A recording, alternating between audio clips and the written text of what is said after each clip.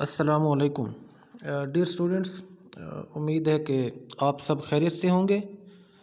Lockdown की वजह से जिस तरह कि आप जानते हैं कि ऑनलाइन क्लासेस हो रही हैं, तो उसी सिलसिले में आज हम मशीन डिज़ाइन के जो है लेक्चर नंबर 2 के बारे में पढ़ेंगे।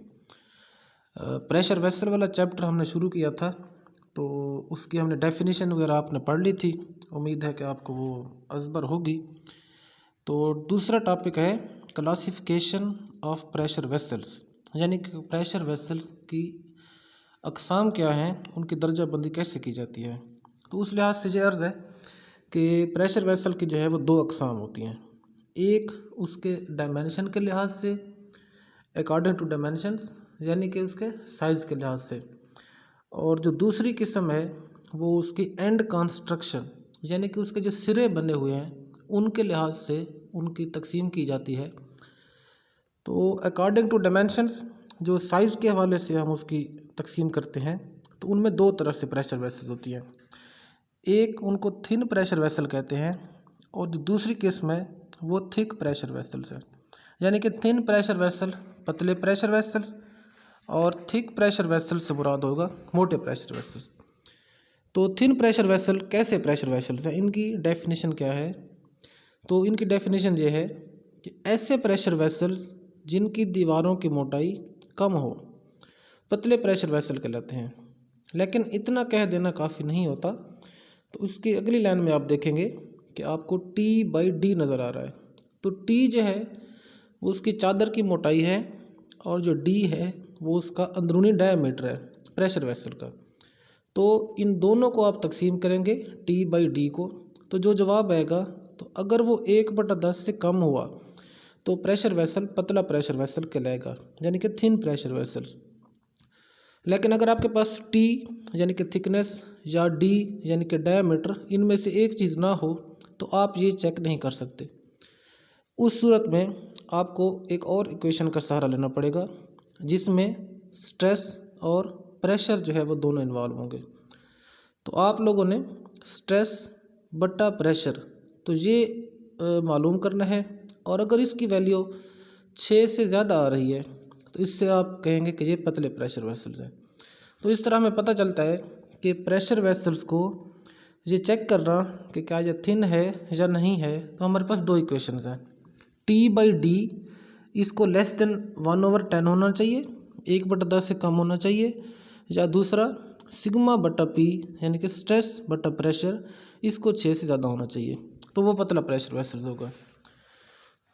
नेक्स्ट जो टाइप है वो मोटे प्रेशर वेसल्स हैं। तो मोटे प्रेशर वेसल्स में भी वही दो इक्वेशंस चेक की जाएगी। तो अगर T/D इसकी रेशो 1/10 से ज़्यादा है तो इसका मतलब है कि वो थिक प्रेशर वेसल है, यानी कि मोटा प्रेशर वेसल है।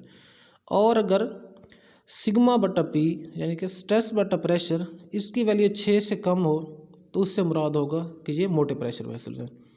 तो इन दोनों इक्वेशंस को आप एक टाइम में चेक करेंगे, और दोनों भी चेक की जा सकती हैं। तो क्योंकि आपके पास वेरिएबल फाइंड करने होते हैं, मालूम करने होते हैं, तो इनमें से जो दस्तयाब वेरिएबल्स हैं उनको आप चेक कर सकते हैं। मिसालों में जो थिन प्रेशर वेसल की मिसालें हैं, उनमें सबसे बड़ी मिसाल जो है वो मैकेनिकल का एक बहुत अहम कंपोनेंट है, बॉयलर है। और मोटे प्रेशर वेसल की जो अहम मिसालें हैं उनमें हाई प्रेशर सिलेंडर्स हैं, टैंक्स हैं, बंदूक की जो बैरल है जहाँ से गोली आप निकालते हैं प्रेशर के तहत, तो ये उसकी अक़साम है। प्रेशर वेसल की दूसरी किस्म है वो उसके सिरों के लिहाज से है, अकॉर्डिंग टू एंड कंस्ट्रक्शन।